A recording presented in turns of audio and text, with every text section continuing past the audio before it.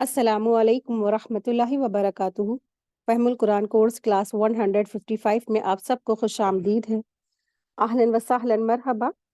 آج کا ہمارا لیسن ہے سورہ مریم آیت 36 to 98، یعنی آج یہ سورہ کمپلیٹ ہو رہی ہے الحمدللہ۔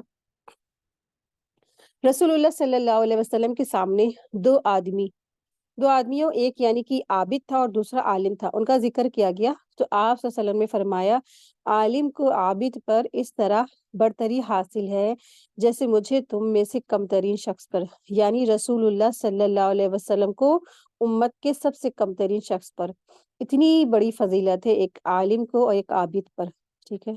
تو اتنی بڑی فضیلت، یعنی کہ انسان 24 گھنٹے اللہ کا ذکر کر رہا ہے، لیکن ایک وہ شخص ہے جس نے اللہ کی ایک آیت سیکھی اور پھر کیا ہے ایک حدیث سیکھی، کوئی بھی ایک احکام سیکھا اور اس کو پھر اس نے عمل کیا اور اس کو پھر لوگوں کو پہنچایا، تو یہ کیا ہے عالم کی کیٹیگری میں آ جاتا ہے۔ تو الحمدللہ پھر اللہ کے رسول صلی اللہ علیہ وسلم فرماتے ہیں کہ اس کو اتنی بڑی فضیلت ہے جیسے خود رسول اللہ صلی اللہ علیہ وسلم کو ایک امت کے سب سے کم ترین شخص پر۔ اور مزید فرمایا کہ اللہ تبارک تعالیٰ اور اس کے فرشتے اور آسمان اور زمین کی تمام مخلوقات، یہاں تک کہ چیٹیاں جو بلوں میں اور مچھلیاں جو سمندر کے اندر ہوتی ہیں، وہ لوگوں کے جو لوگوں کو علم سکھاتے ہیں نا، ان کے لیے رحمت اور بخشش کی دعائیں کرتی ہیں۔ تو الحمدللہ آپ سب کیا ہے اہل علم ہے، آپ سب الحمدللہ کچھ نہ کچھ ضرور سیکھ رہے ہیں اور لوگوں کو سکھائیں گے بھی انشاءاللہ۔ اور سب سے پہلے جو شروعات ہمیں کہاں سے کرنی چاہیے؟ اپنے گھروں سے، اپنے بچوں سے، اپنے شوہر سے، اپنے بھائی بہن سے، اپنے ماں باپ سے۔ تو الحمدللہ ماشاءاللہ آپ سب اسی کی کیٹیگری میں شامل ہیں۔ تو اللہ تبارک تعالیٰ سے دعا ہے کہ اللہ سبحانہ تعالیٰ ہم سب کا یہاں پر آ کر بیٹھ کر پڑھنا پڑھانا اور اس عمل کو اللہ تبارک تعالیٰ قبول فرمائے۔ اور اللہ سبحانہ تعالیٰ سے دعا ہے اللہ تبارک تعالیٰ ہم سب کو کہنے سننے سے زیادہ عمل کی اور تبلیغ کرنے کی توفیق عطا فرمائے۔ رب ارحمہما کما ربیانی صغیرا، آمین یا رب العالمین۔ نحمد و نصلی علی رسولہ الکریم، اما بعد فاعوذ باللہ من الشیطان الرجیم، بسم اللہ الرحمن الرحیم۔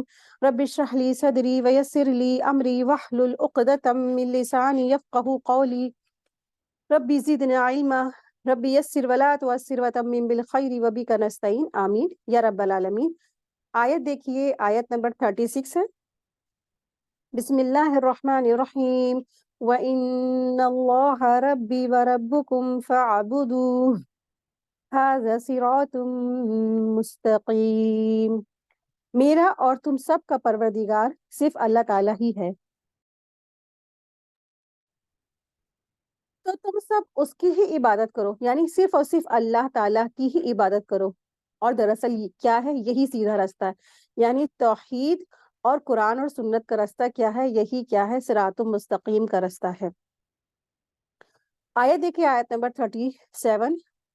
پھر یہ فرقہ آپس میں اختلافات کرنے لگے، بس کافروں کے لیے ویل ہے اور یہ ایک بڑی سخت دن کی حاضری ہے۔ یہاں پر اللہ سبحانہ تعالیٰ فرما رہے ہیں فاختلف الاحزاب، تو فاختلف الاحزاب سے یہاں میں مراد اہل کتاب کے فرقے ہیں جو خود عیسائیوں کے فرقے ہیں، ٹھیک ہے۔ اہل کتاب کے بھی سارے فرقے ہیں نا، اہل کتاب کو لوگ کہے جاتے ہیں یہود و نصارہ، ٹھیک ہے۔ تو خود عیسائیوں کے بھی کئی فرقے ہیں اور یہود میں بھی، تو جنہوں نے حضرت عیسیٰ علیہ یعنی کہ جو نصارہ تھے انہوں نے عیسیٰ علیہ السلام کے بارے میں کافی اختلافات کیا، اور یہود نے کیا کیا؟ اس کے اپوزٹ کام کی، یعنی کہ عیسیٰ علیہ السلام کو نعوذ باللہ پتہ نہیں کیا کیا کہا۔ انہوں نے کہا یہ تو جادوگر ہے، یہ تو زنا کی اولاد ہے نا، ولد الزنا کا نام دیا، اس قدر انہوں نے برا سلوک کیا عیسیٰ علیہ السلام کے ساتھ میں۔ اور نصارہ کے خود اس کے اندر بھی ان کے 3 گروپس بٹے ہوئے ہیں، ہے نا، تو ان کے 3 عقیدے ہیں۔ نصارہ کا ایک گروپ کہتا ہے کہ عیسیٰ علیہ السلام جو ہے اللہ تعالیٰ کے بیٹے ہیں، دوسرا کہتا ہے کہ یہ 3 خداؤں میں سے تیسرے ہیں، اور تیسرا فرقہ کہتا ہے کہ وہ جو ہے وہ اللہ ہے، یعنی خود عیسیٰ علیہ السلام کیا ہے؟ خود خدا ہے یا اللہ ہے، نعوذ باللہ، ہے نا۔ اس طریقے سے ان کے اندر بھی کیا ہے؟ 3 گروپس ہیں۔ اور آپ دیکھیں کہ آج مسلمانوں میں کتنے فرقے ہو گئے ہیں، ہر فرقہ اپنی اپنی عقیدہ رکھتا ہے۔ تو اللہ سے بس دعا کرتے رہنا چاہیے کہ اللہ سے کہ اللہ تعالیٰ ہم سب کو قرآن اور سنت کا صحیح علم عطا فرما دے، ٹکڑوں میں نہ بٹے، کیونکہ پچھلے امت کی جو خرابیاں آئیں، پچھلی جو اقوام گزر چکی ہیں، ان کی خرابی کہاں آئی؟ وہ ٹکڑوں میں بٹے اور پھر بٹتے ہی چلے گئے، اور اللہ تبارک تعالیٰ نے ان کے اوپر ہلاکت چسپاں کر دی۔ تو ویل کیا ہے یہاں پر؟ ویل کا جو لفظی معنی ہے وہ ہلاکت ہے۔ آیت 38، کیا خوب دیکھنے سننے والے ہوگے اس دن جبکہ ہمارے سامنے حاضر ہوں گے، لیکن آج تو یہ ظالم لوگ سری گمراہی میں پڑے ہوئے ہیں۔ آیت 39 دیکھیں، تو انہیں اس رنج و افسوس کے دن کا ڈر سنا دے جبکہ ان کا انجام ان کو پہنچا دیا جائے گا، اور یہ لوگ غفلت اور بے ایمانی میں ہی رہ جائیں گے۔ تو یہاں پر قیامت کے دن کے بارے میں بات ہو رہی ہے۔ وَأَنذِرْهُمْ یوم الحسرہ، یعنی کہ قیامت کے دن کو اللہ سبحانہ تعالیٰ یہاں فرما رہے ہیں یوم الحسرہ کے نام سے۔ تو اللہ کہہ رہے ہیں آپ صلی اللہ علیہ وسلم سے کہ آپ ان کو خبردار کیجئے، آپ ان کو ہوشیار کر دیجئے اس دن سے جو کیا ہے، یوم الحسرہ ہے، یعنی قیامت کا دن کیا ہے، ایک ایسا دن ہوگا جس دن ہر شخص حسرت کرے گا، ہائے ہم نے یہ نہ کیا ہوتا، ہائے ہم نے ایسا کیا ہوتا۔ ٹھیک ہے، تو اس دن کو یوم الحسرت اس لیے کہتے ہیں کیونکہ اس دن کیا ہوگا، سب ہی حسرت کر رہے ہوں گے، چاہے وہ نیک شخص ہو چاہے وہ بدکار شخص ہو۔ بدکار کی حسرت یہ ہوگی کہ کاش انہوں نے برائیاں نہ کی ہوتی، اور نیک شخص کہے گا اور اس پر وہ حسرت کرے گا کہ کاش میں نے نیکیوں میں اور زیادہ دوڑ لگائی ہوتی۔ جو آج وہ لوگ کہتے ہیں نا کہ ہم اتنی نیکی کا کیا کریں گے، لیکن قیامت کے دن وہ لوگ حسرت کر رہے ہوں گے۔ صرف ایک نیکی کا کم ہونے کی وجہ سے ہو سکتا ہے انسان کہاں چلا جائے، جہنم میں چلا جائے، یا نیکی اور بدی برابر ہے تو وہ آراف کے دیوار پر کچھ وقت کے لیے کیا ہے، ویٹنگ میں لگ جائے۔ تو اسی لیے حسرت کا دن ہوگا، نیک شخص بھی حسرت کر رہا ہوگا کہ کاش میں نے نیکیاں اور کما لی ہوتی۔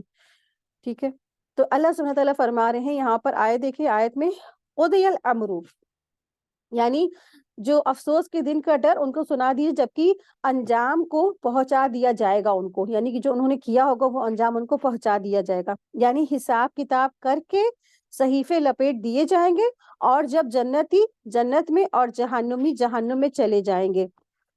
تو حدیث میں آتا ہے کہ موت کو ایک مینڈھے کی شکل میں لایا جائے گا اور جنت اور دوزخ کے درمیان کھڑا کر دیا جائے گا۔ جنتیوں اور دوزخیوں دونوں سے پوچھا جائے گا اسے پہچانتے ہو، یہ کیا ہے؟ تو وہ کہیں گے ہاں یہ موت ہے۔ پھر ان کے سامنے اسے ذبح کر دیا جائے گا اور اعلان کیا جائے گا کہ اے اہل جنت، تمہارے لیے جنت میں زندگی ہمیشہ کے لیے ہے، اب تمہیں موت نہیں آئے گی۔ اور اے دوزخیوں، یعنی دوزخیوں سے کہا جائے گا کہ اے دوزخیوں، تمہارے لیے یہ دوزخ کا عذاب ہمیشگی ہے، اب تمہیں موت نہیں آئے گی۔ صحیح بخاری حدیث نمبر 4730 اس کا نمبر ہے۔ آیت دیکھیے، آیت نمبر 40،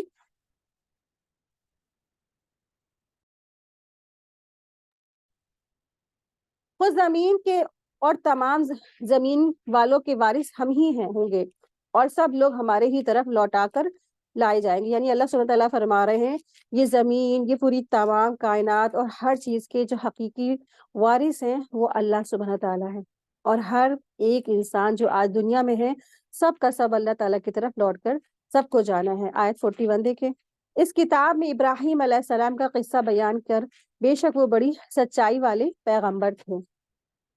تو ان کے بارے میں اللہ سبحانہ تعالیٰ فرما رہے ہیں وَذْكُرْ فِي الْكِتَابِ ابراہیم، کہ ابراہیم کے بارے میں اس کتاب میں جو ہے نا ذکر کیجئے، اِنَّهُ كَانَ صِدِّيقًا نَبِيًّا، کیونکہ وہ کیا تھے؟ بے شک وہ سچے نبیوں میں سے نبی تھے۔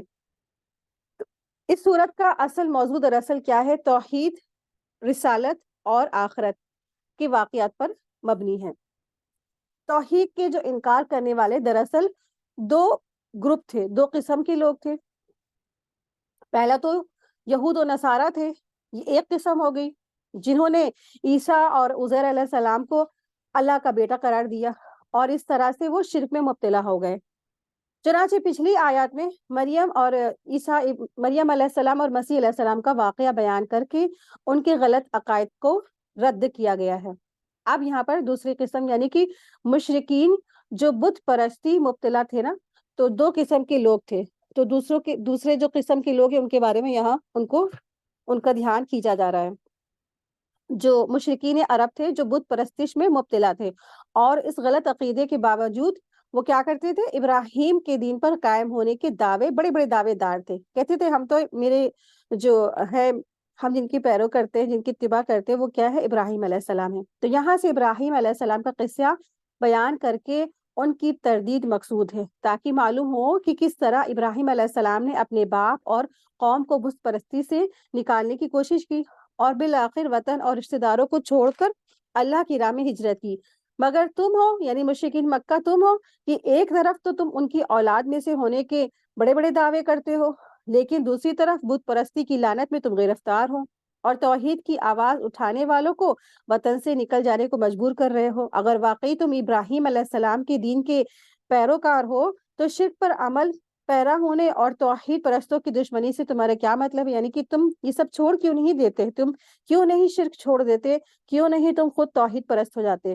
کیونکہ ابراہیم علیہ السلام تو کیا تھے؟ وہ توحید کا علمبردار تھے۔ انہ کان صدیقا نبیا، ابراہیم علیہ السلام کو صدیق اس لیے فرمایا کہ وہ بات میں بہت ہی سچے تھے اور اپنے رب کے ساتھ معاملے میں بھی سچے تھے۔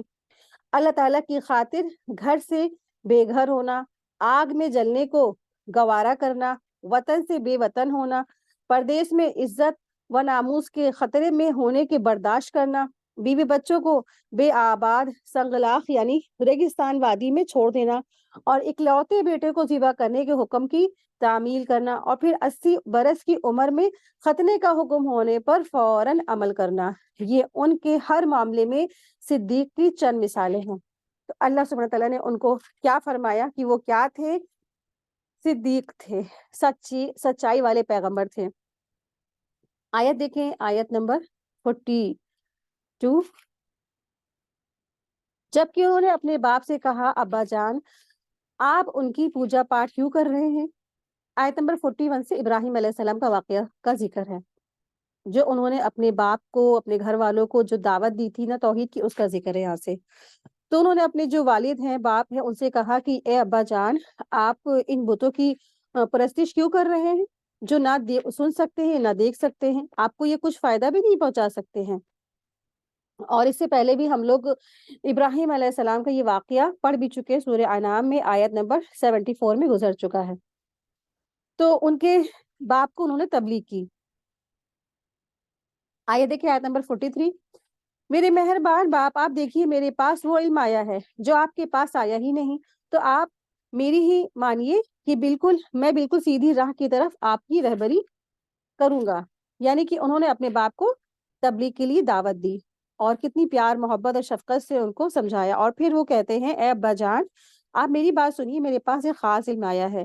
تو مجھے اللہ تعالیٰ کی طرف سے وہ خاص علم کیا تھا؟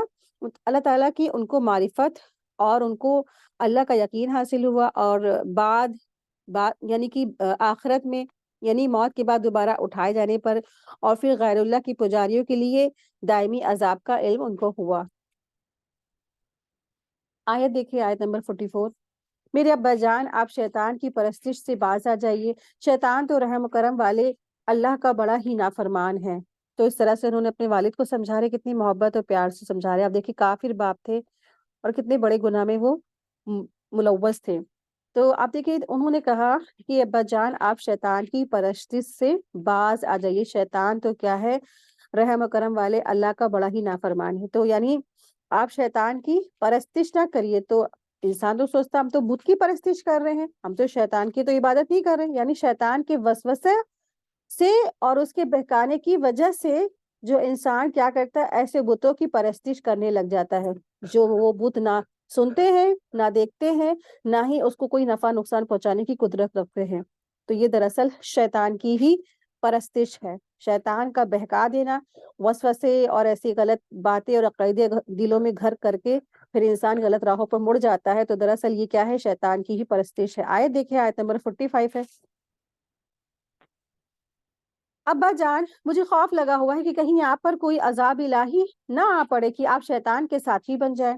یہ ابراہیم علیہ السلام اپنے والد سے کہہ رہے ہیں، ٹھیک ہے، کہہ رہے ہیں کہ ابا جان آپ جو ہے نا، مجھے تو خوف لگا ہے کہ کہیں آپ پر کوئی عذاب الہی نہ پڑے یا آپ شیطان کے ساتھی نہ بن جائیں۔ تو اگر یعنی آپ نے شرک اور کفر پر باقی رہے اور اس حال میں آپ کو موت آ گئی تو عذاب الہی سے آپ کو کوئی نہیں بچا سکے گا، یا دنیا میں ہی آپ پر عذاب کا شکار کہیں آپ نہ ہو جائیں اور شیطان کے ساتھی بن کر ہمیشہ کے لیے آپ جو ہے نا جہنم میں نہ چلے جائیں۔ تو حضرت ابراہیم علیہ السلام نے باپ کو ادب اور احترام اور محبت کے تقاضوں کے ساتھ پوری طرح سے ان کو نہایت ہی بہترین انداز میں تبلیغ کی۔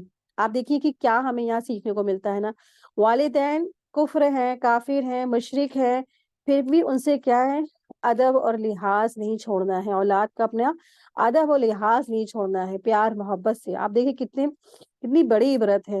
اور اگر آپ دیکھیں کہ اگر والدین مومن ہے تو کس طرح سے ان سے بات کرنی چاہیے نا، بالکل عاجزی انکساری سے، اپنے کندھے جھکا کے اف بھی نہ کہنا ہے نا۔ تو پیچھے ہم لوگ پڑھ بھی چکے ہیں، یہاں تک یہ پتہ چلتا ہے کہ اگر والدین کافر بھی ہیں تب بھی ان سے بدتمیزی نہیں کرنی ہے، ان سے ان کے ساتھ جو ہے نا بہترین معاملہ اختیار کرنا ہے، پیار محبت اور نہایت شفقت اور پیار کے لہجے میں انہوں نے، یعنی ابراہیم علیہ السلام نے باپ کو توحید کا پیغام پہنچایا۔ لیکن دراصل توحید کا یہ سبق کتنی ہی میٹھاس اور نرم لہجے میں بیان کیا جائے، مشرکوں کے لیے ناقابل برداشتی ہوتا ہے۔ چنانچہ مشرک باپ نے بھی اس نرمی اور پیار کے جواب میں نہایت ہی تنگی اور تلخ مزاجی سے توحید پرست بیٹے کو کہا کہ اگر تو میرے معبودوں سے روگردانی کرنے سے باز نہیں آئے گا نا تو میں تجھے سنگسار کر دوں گا، یعنی پتھر مار مار کے میں تجھ کو ختم کر دوں گا۔ یہ انہوں نے ان کے والد نے جواب دیا۔ آیت دیکھیے، آیت نمبر 46۔ اس نے جواب دیا کہ اے ابراہیم، کیا تو ہمارے معبودوں سے روگردانی کر رہا ہے؟ سن، اگر تو باز اگر نہ آیا تو میں تجھے پتھروں سے مار ڈالوں گا، جا ایک مدت دراز تک مجھ سے الگ رہے۔ آیت 47۔ کیا اچھا کہا کہ اچھا تم پر سلام ہو، یہ ابراہیم علیہ السلام نے کہا، میں تو اپنے پروردگار سے ہی تمہاری بخشش کی دعا کرتا رہوں گا، وہ مجھ پر حد درجے مہربان ہے۔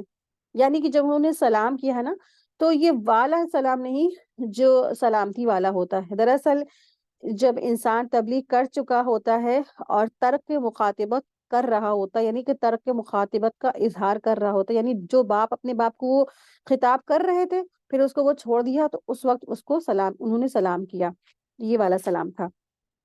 اور جو انہوں نے کہا کہ میں آپ کے لیے بخشش کی دعا کرتا رہوں گا، تو ابراہیم علیہ السلام نے اس وقت کہا تھا جب ابراہیم علیہ السلام کو مشرک کے لیے مغفرت کی دعا کرنے کی ممانعت کا علم نہیں تھا۔ جب یہ علم ان کو ہوا تو آپ نے یہ سلسلہ ختم کر دیا۔ سورۃ توبہ میں ہم لوگ پڑھ بھی چکے ہیں، آیت نمبر 114 میں۔ یہاں آیت دیکھیں، آیت نمبر 48۔ میں تو تمہیں بھی اور جن جن کی تم اللہ کے سوا پکارتے ہو انہیں بھی سب کچھ چھوڑ رہا ہوں، صرف اپنے پروردگار کو پکارتا ہوں، اور میں تو صرف اپنے پروردگار کو پکارتا رہوں گا، مجھے یقین ہے کہ میں اپنے پروردگار سے دعا مانگ کر محروم نہیں رہوں گا۔ آیت 49۔ جب ابراہیم علیہ السلام ان سب کو اور اللہ کے سوا ان کے سب معبودوں کو چھوڑ چکے تو ہم نے انہیں اسحاق، یعقوب علیہ السلام عطا فرمائے اور ان دونوں کو نبی بنایا۔ آپ دیکھیں جب اللہ تعالیٰ کے لیے بندہ مومن کچھ چھوڑتا ہے، کچھ قربانیاں دیتا ہے تو واقعی میں اللہ تعالیٰ اس سے بڑھ کر فضل عطا فرماتا ہے۔ ایک مشرک باپ کو جب ابراہیم علیہ السلام نے چھوڑ دیا، اللہ کی خاطر قربانی دی، تو اللہ تبارک تعالیٰ نے ایک نہیں دو مرد عطا فرمائے، وہ بھی کون تھے؟ صالح نبی تھے، ہے نا۔ تو یہ اللہ تعالیٰ صلہ دیتے ہیں اپنے بندوں کو دنیا میں بھی اور آخرت میں بھی۔ تو اللہ تبارک تعالیٰ نے جو ان کو نبی عطا فرمائے اور دو مطلب کہ بیٹے تھے، یعنی اللہ سبحانہ تعالیٰ نے ابراہیم علیہ السلام کو اسحاق اور یعقوب وجہ سے جو ہے نا بیٹا اور پوتی عطا فرمائی۔ مطلب یہ ہے کہ جب ابراہیم علیہ السلام توحید الہی کی خاطر باپ کو گھر اور اپنے وطن کو چھوڑ کر ہجرت کر گئے تو اللہ تبارک تعالیٰ نے انہیں اسحاق اور یعقوب علیہ السلام جیسے بیٹے اور اولادوں اور وارث سے نوازا۔ آیت دیکھیے، آیت نمبر 50۔ اور ان سب کو ہم نے بہت ہی رحمتیں عطا فرمائی اور ہم نے ان کے ذکر جمیل کو بلند درجے کا کر دیا، یعنی کہ اللہ سبحانہ تعالیٰ نے ان کا جو ہے نا نام باقی رکھا۔ آپ دیکھیے اتنے برس گزر گئے، 3000 تقریباً 3500 یا 4000، ہے نا۔ آپ سوچے کہ کوئی انسان معمولی انسان، ٹھیک ہے، اور پھر وہ اس کا نام کتنے سال تک باقی رہتا ہے۔ مثال کے طور پہ مہاتما گاندھی کو لے لیجئے، کتنی بڑی قربانی کی، سب کچھ چھوڑ چھاڑ دیا، لیکن آج تو کیا ہے، تقریباً 60-70 साल हो गए, उनको सबने भुला दिया। कुछ दिनों के बाद उनका नोट पर्स से भी ना अब जो है तस्वीर वो भी गायब होने वाली है। सब उनको तो उल्टा सीधा कहने ही लगे बहरहाल।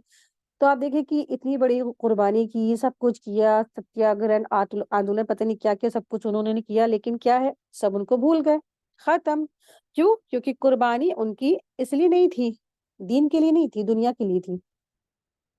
तो अल्लाह की राह में जब इंसान कुर्बानी करता है, अल्लाह की खातिर जब इंसान कुर्बानियाँ देता है, तो अल्लाह तबारक तआला उसका नाम दुनिया में भी ज़िक्र यानी बुलंद करते हैं और आखिरत में भी दर्जात की बुलंदी करते हैं। आज कई हज़ार साल गुज़र गए, आज भी इब्राहीम अलैहिस्सलाम क्या है, हर एक के लिए, चाहे क्रिश्चियन हो, चाहे यहूद हो, चाहे नसारा हो, चाहे मुशरिकीन हो, मक्का हो, कोई भी हो, मुसलमानों में भी कोई भी हो, हर एक इब्राहीम अलैहिस्सलाम को तकरीम और मोहब्बत से उनको नाम लेता है। और कुरान में भी क़यामत तक के लिए अल्लाह तबारक तआला ने उनका नाम बाकी रखा, है ना? आयत देखें, आयत नंबर 51। इस कुरान में मूसा अलैहिस्सलाम का ज़िक्र भी करो, जो चुना हुआ था और रसूल और नबी था। अब यहाँ से मूसा अलैहिस्सलाम का वाक़ये का आगाज़ हो रहा है। और मूसा अलैहिस्सलाम के बारे में अल्लाह सुब्हानहू व तआला फरमा रहे हैं, वो क्या थे? वो जो है चुने हुए थे। और क्या थे दूसरी सिफ़ात उनकी? वो रसूल थे। और तीसरी सिफ़ात क्या थी? वो नबी भी थे। ठीक है? तो दरअसल रसूल मानी मुरसल यानी भेजा हुआ है, और नबी के मायने हैं अल्लाह का पैगाम लोगों को सुनाने वाला। ठीक है? तो आप देखिए कि अल्लाह सुब्हानहू व तआला फरमा रहे हैं कि मूसा अलैहिस्सलाम नबी भी थे और रसूल भी थे। तो सैयदना इसहाक और याकूब की औलाद में से सैयदना मूसा अलैहिस्सलाम का ज़िक्र ग़ालिबन इस वजह से किया गया कि आप यानी मूसा अलैहिस्सलाम उलुल अज़्म पैगंबर थे। और आप सल्लल्लाहु अलैहि वसल्लम से फरमाया जा रहा है कि आप सल्लल्लाहु अलैहि वसल्लम लोगों से उनका ज़िक्र भी कीजिए। यानी मूसा अलैहिस्सलाम अल्लाह की इताअत और फर्माबरदारी में इंतहाई मुख़लिस थे, चुने हुए थे। आप क्या है, नबी भी, यानी कि मूसा अलैहिस्सलाम नबी भी थे और साहिब शरीयत यानी रसूल भी थे। यानी मूसा अलैहिस्सलाम नबी और रसूल दोनों थे। नबी और रसूल में क्या फ़र्क होता है? नबी और रसूल में फ़र्क ये होता है कि नबी आम है और रसूल ख़ास है। यानी हर रसूल तो नबी होता है, मगर हर जो नबी है वो रसूल नहीं होता है।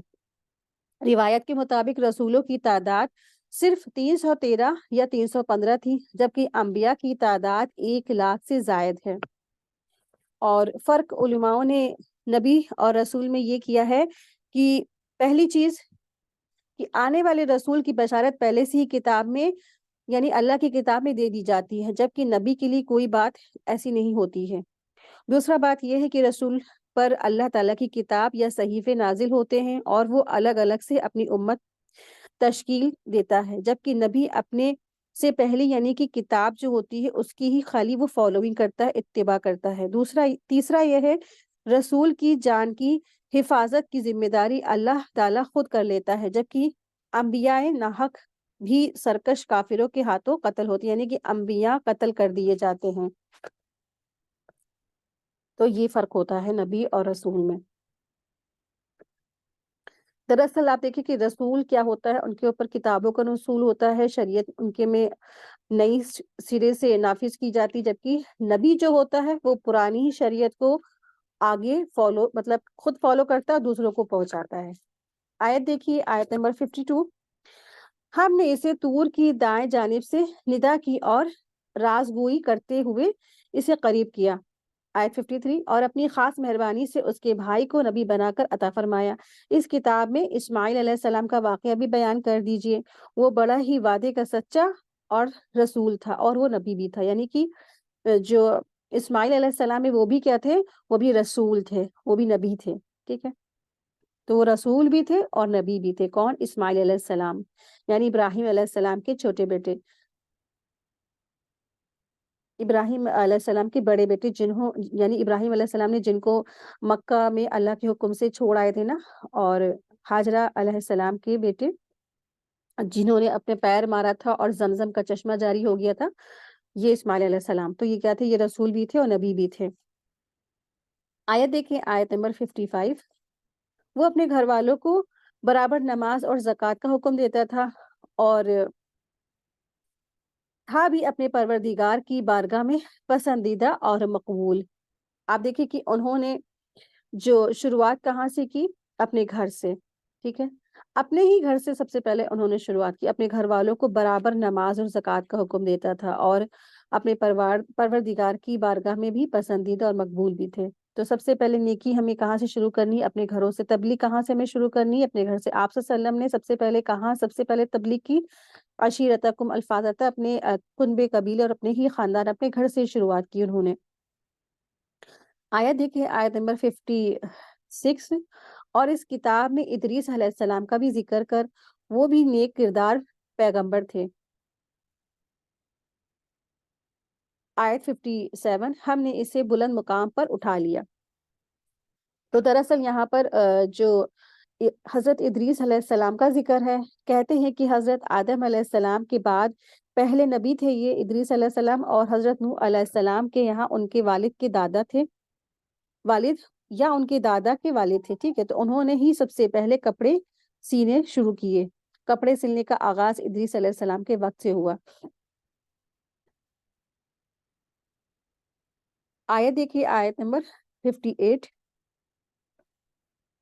یہ وہی انبیاء ہیں جن پر اللہ تعالیٰ نے فضل اور کرم کیا ہے، اور جو اولاد آدم میں سے ہیں، اور ان لوگوں کی نسل سے جنہیں ہم نے نوح علیہ السلام کے ساتھ کشتی میں چڑھا لیا تھا، اور اولاد ابراہیم یعقوب سے، اور ہماری طرف سے راہ یافتہ اور ہماری پسندیدہ لوگوں میں سے۔ اور ان کے سامنے جب اللہ تعالیٰ یعنی رحمان کی آیتوں کی تلاوت کی جاتی ہے تو یہ سب سجدہ کرتے ہوئے، روتے گڑ گڑاتے ہوئے گر پڑتے ہیں۔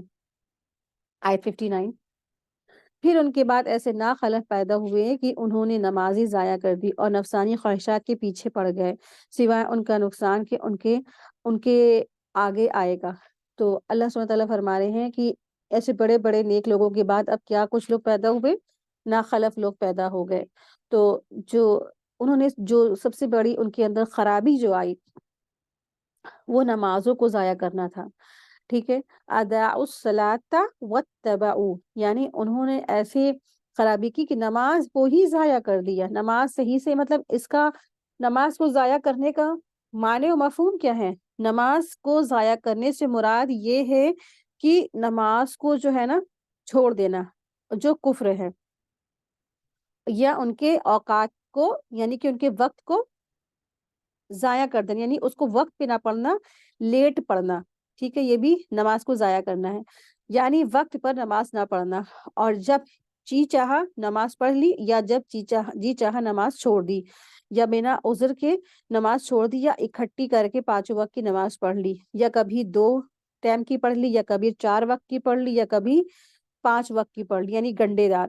یہ تمام صورتیں نماز کو ضائع کرنے کی ہے، ٹھیک ہے۔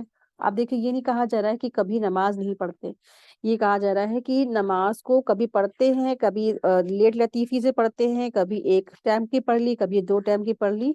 تو یہ کیا، یہ سب نماز کو ضائع کرنے کی صورتیں ہیں، اور ان کے بارے میں اللہ سبحانہ وتعالیٰ کیا کہہ رہے ہیں؟ ناخلف لوگ کے بارے میں ان کو کہا جا رہا ہے کہ ایسے ناخلف لوگ تھے کہ انہوں نے نماز ہی ضائع شروع کر دی کرنا۔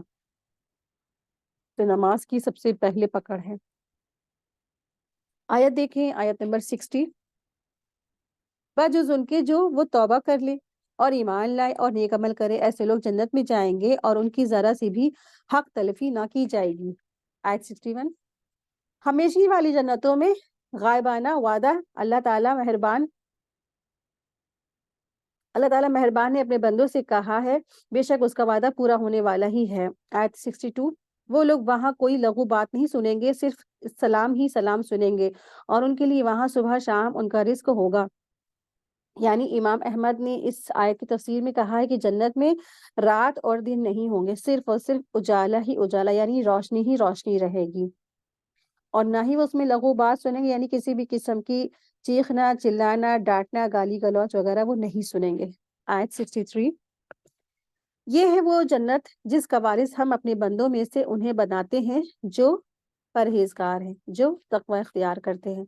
وارث وہی ہوں گے جنہوں نے دنیا میں بچ بچ کے چلے ہوں گے، اپنے آپ کو سارے اللہ تعالیٰ کے نافرمانی کے کاموں سے بچا بچا کر وہ چلے ہوں گے۔ آیت دیکھیں، آیت نمبر 64، ہم بغیر تیرے رب کے حکم کے उतर नहीं सकते हैं। हमारे आगे पीछे और उनके दरमियान की कुल चीजें उसी की मलकियत में हैं। तेरा परवरदिगार भूलने वाला नहीं है। दरअसल आयत नंबर 64 और आयत नंबर 65 में नबी करीम सल्लल्लाहु अलैहि वसल्लम की कुरान से जो मोहब्बत है इसके बारे में बताया गया। यानी आप सल्लल्लाहु अलैहि वसल्लम को वही का शिद्दत से इंतजार रहा करता था।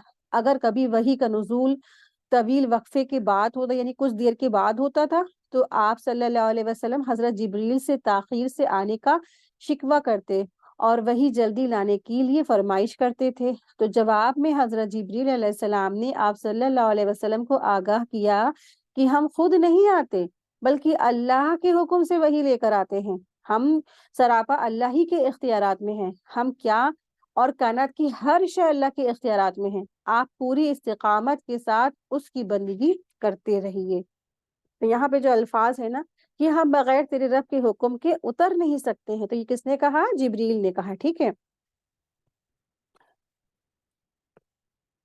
आयत देखिए, आयत नंबर 65।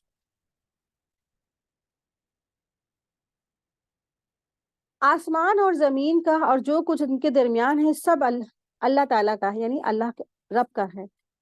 सब का सब रब का है और वही है। तू उसकी बंदगी कर और उसकी इबादत पर जम जा। क्या तेरे इल्म में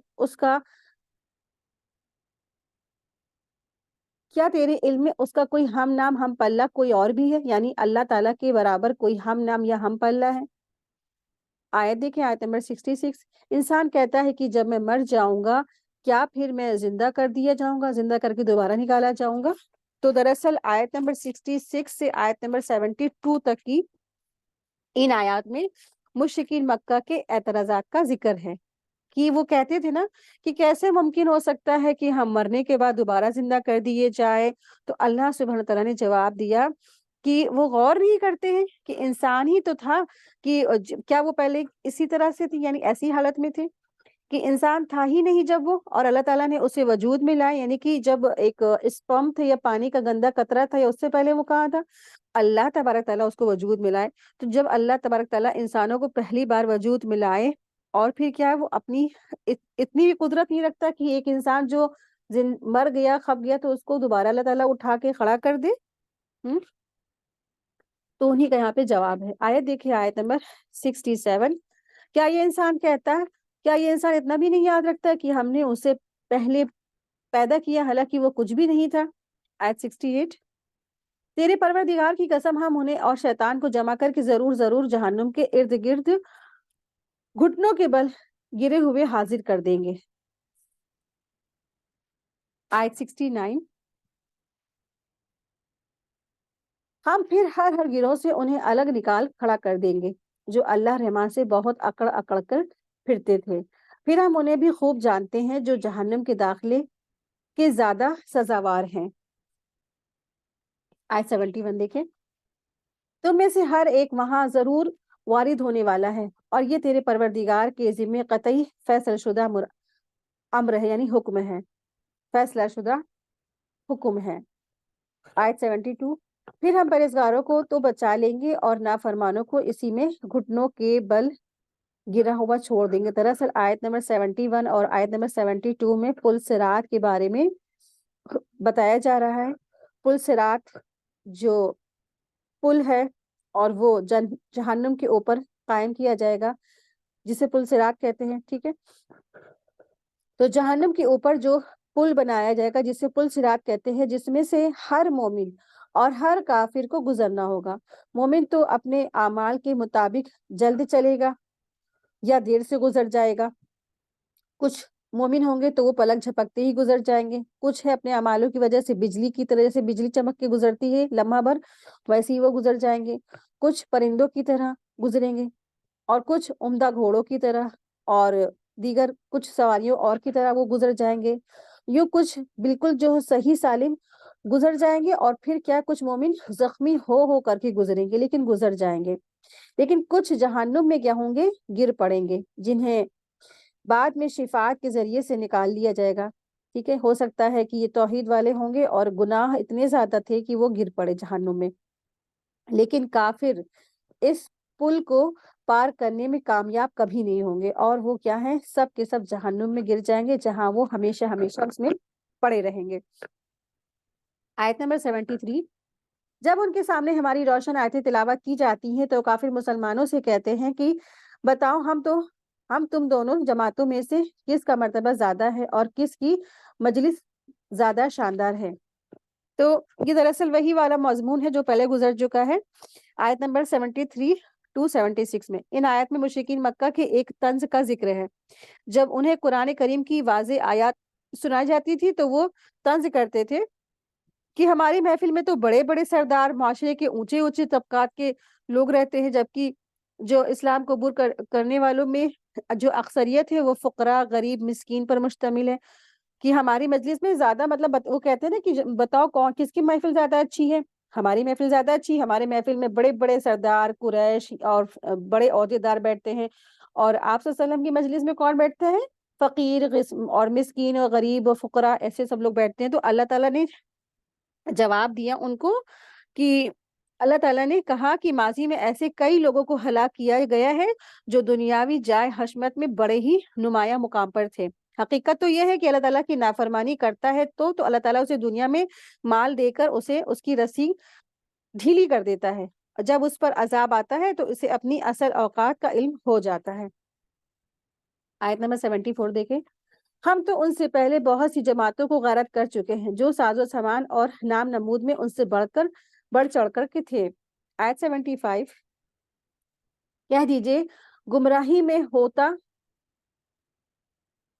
कह दीजिए कि जो गुमराही में होता है अल्लाह रहमान उसको खूब लंबी मोहलत देता है, यहाँ तक कि वो उन चीजों को देख लेगा जिनका वादा किए जाते हैं, यानी अजाब या कयामत को। उस वक्त उनको सही तौर पर मालूम हो जाएगा कि कौन बुरे मर्तबे वाला है और किसका जत्था कमजोर है।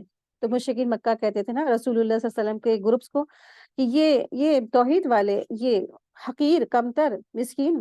तो अल्लाह सुब्हानहू तआला ने फरमाया पता चल जाएगा, जब तुम्हें रिजल्ट मिलेगा, जब तुम देख लोगे तो पता चल जाएगा कौन ताकतवर है और किसका जत्था कमजोर है। आयत नंबर 76। और हिदायत याफ्ता लोगों को अल्लाह ताला हिदायत में बढ़ाता है और बाकी रहने वाले नेकियां तेरे रब के नजदीक सवाब के लिहाज से और अंजाम के लिहाज से बहुत ही बेहतर है। आयत 77। क्या तूने इसे नहीं देखा जिसने हमारी आयतों से कुफ्र किया है और कहा मुझे तो माल और औलाद जरूरी दी गई है।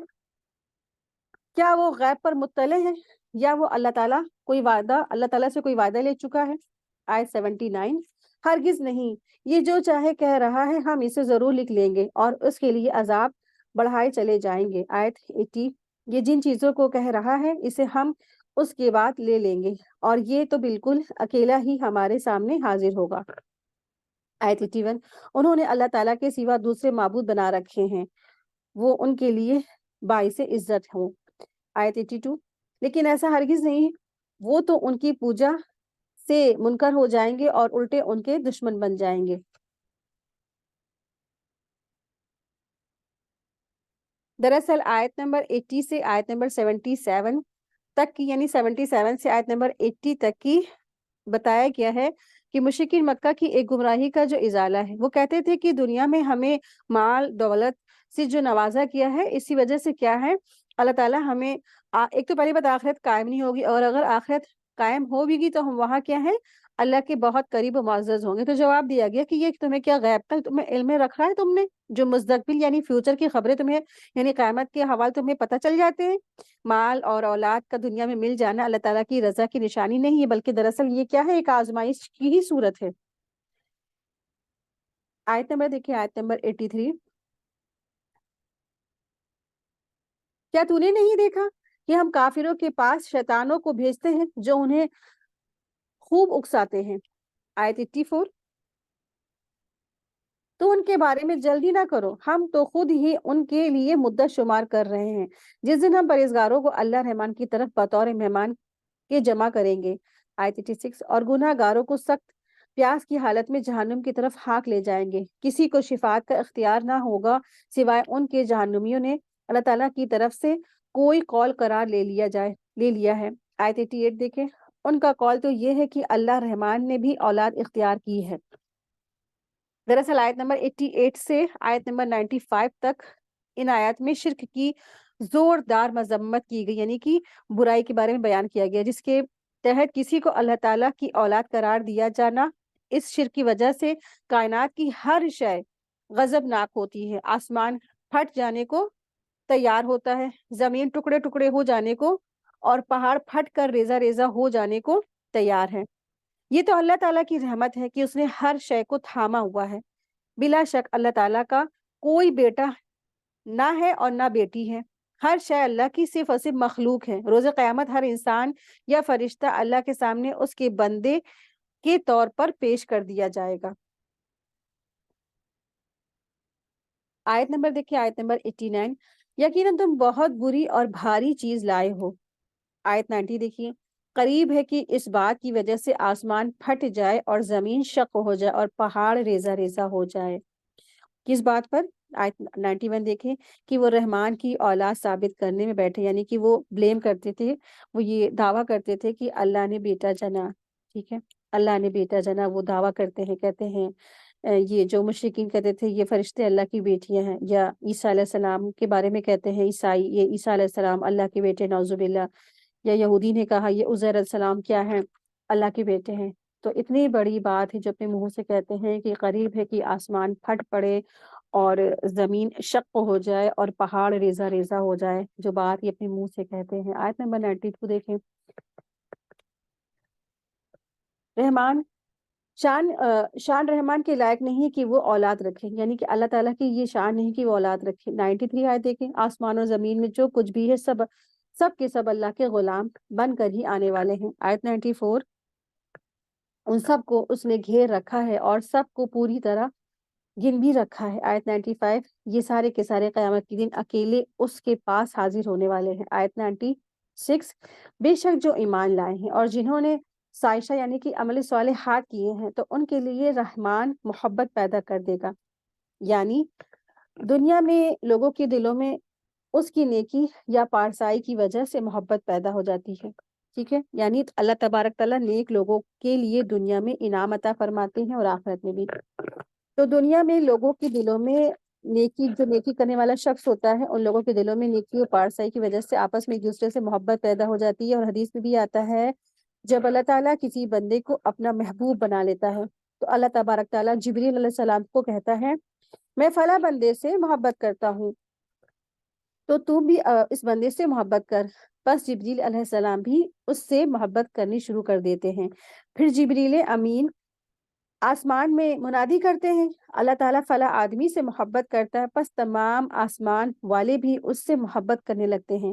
پھر زمین میں اس کے لیے قبولیت اور پذیرائی رکھ دی جاتی ہے، یعنی کہ زمین والے بھی جتنے بھی ٹوٹل انسان ہیں اس سے محبت کرنے لگ جاتے ہیں۔ صحیح مسلم کی حدیث نمبر 2637، یعنی کیسے پہچانے اللہ آپ سے محبت کرتا ہے، یعنی کہ پھر سب کے سب آپ سے محبت کرنے لگ جاتے ہیں نا، تو یہ اسی کی نشانی کہ سارے لوگ سارے انسان آپ سے محبت کریں، تو اس کا مطلب ہے آسمان میں اللہ بھی آپ سے محبت کرتے ہیں، آسمان میں جو مخلوق ہے وہ بھی محبت کرتے ہیں، اور پھر زمین والے بھی اس شخص سے محبت کرتے ہیں، ٹھیک ہے۔ آپ دیکھیے خود رسول اللہ صلی اللہ علیہ وسلم ہے نا، ان کے لیے لوگ اپنی جان قربان کرنے کو تیار تھے، اور اپنے آپ کو ڈھال بنا دیا صحابہ نے کہ ان کے سامنے مطلب ان کے فرنٹ پہ کھڑے ہو گئے رسول اللہ صلی اللہ علیہ وسلم کے سامنے، خود تیر کھاتے جا رہے صحابہ اور رسول اللہ صلی اللہ علیہ وسلم پر آنچ نہیں آنے دی، مصبر عمیر نے نا۔ تو ایسے صحابہ اتنی محبت کرتے تھے آپ صلی اللہ علیہ وسلم سے، اتنی محبت کرتے تھے، اور صحابہ بھی ایک دوسرے سے اتنی محبت کرتے تھے۔ تو آپس میں محبت ہونا، مومنوں کی آپس میں محبت ہونا، یہ سب کیا ہے؟ اللہ کی محبت کی نشانی ہے۔ آیت دیکھیے، آیت نمبر 97، ہم نے اس قرآن کو تیری زبان میں بہت ہی آسان کر دیا ہے کہ اس کے ذریعے سے پرہیزگاروں کو خوشخبری دیجیے اور جھگڑالو لوگوں کو ڈرا دیجیے، یعنی تبلیغ کا عمل قرآن کے ذریعے سے کرنا چاہیے۔ آیت 98، ہم نے اس سے پہلے بہت سی جماعتیں تباہ کر دی ہیں، کیا ان میں سے ایک بھی آہٹ تو پاتا ہے، یا ان کی آواز یا بھنک بھی تیرے کان میں پڑتی ہے؟ ایک سوالیہ انداز ہے۔ تو اللہ سبحانہ تعالیٰ فرما رہے ہیں کہ جو لوگ اس دنیا میں تھے، جن کو جو ہے عذاب میں اس وقت وہ مبتلا ہیں، یعنی عالم برزخ کی بات ہو رہی ہے، تو جو انہوں نے برائی کی ہے اور ان کو اس کی سزا وہ مل رہی ہے، کیا تم آج دنیا میں جو بیٹھے ہو، کیا تم کو کسی طرح کی کوئی بھنک یا آواز تمہارے کانوں پڑتی ہے؟ تو نہیں۔ اور یہاں پر یہ بتانا بھی مقصود ہے، یعنی جب انسان نا عذاب سے دو چار ہو جانے کے بعد اس کو دوبارہ دنیا میں آنے کا موقع نہیں ملے گا کہ وہ اپنی دنیا میں آ کر گناہوں کی معافی مانگ لے، اس کو رفع دفع کر لے۔ اور جو آج جو وقت ملا ہے کہ ایک لمحہ ہے، وہ کیا ہے؟ وہ قیمتی ہے، اور جیسے ہی انسان کی موت واقع ہوتی ہے، اس کا نامہ اعمال کیا ہو جاتا ہے؟ بند کر دیا جاتا ہے، اور پھر اس کا حساب کتاب کے لیے شروع ہو جاتا ہے۔ اور بس بہت تھوڑا ٹائم ہے انسان کی زندگی کا، اور لیکن اکثریت کیا ہے؟ اس وقت کی قدردانی نہیں کرتی ہے۔ تو اللہ سبحانہ تعالیٰ سے دعا ہے کہ اللہ سبحانہ تعالیٰ ہم سب کو اپنے ایک ایک لمحے کو اللہ کی راہ میں لگانے والا بنا دے، اور حقوق اللہ اور حقوق العباد کا پوری طرح حق ادا کرنے والا ہم سب بن جائیں۔ حقوق العباد میں اللہ تبارک تعالیٰ سے دعا ہے ہم سے کہیں بھی کمی نہ ہو، کیونکہ اللہ تعالیٰ اپنے حق تو معاف کر دے گا، توحید کے بعد اللہ کی جو کمی کوتاہیاں ہم نے کی ہوں گی انسان نے، تو وہ اللہ تعالیٰ ان کو معاف کر دے گا، لیکن حقوق العباد کبھی نہیں معاف کرے گا۔ تو ان حقوق العباد ادا کرنے کی اللہ سے دعا کیا کریں، ٹھیک ہے؟ تو اللہ سے دعا اللہ تبارک تعالیٰ ہم سب کے جو ہمارے اوپر حقوق العباد ہیں ہمارے رشتہ داروں کے، اس کو ادا کرنے کی ہم سب کو توفیق عطا فرمائے، آمین یا رب العالمین۔ وآخر دعوانا ان الحمد للہ رب العالمین۔ سبحانک اللہم و بحمدک، اشہد ان لا الہ الا انت، استغفرک و اتوب الیک۔ السلام علیکم ورحمۃ اللہ وبرکاتہ، جزاکم اللہ خیرا کثیرا۔